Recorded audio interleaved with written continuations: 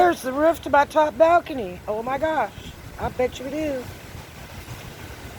I'm not banging around anymore.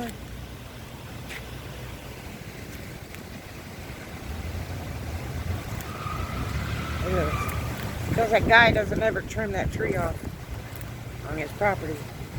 Ugh.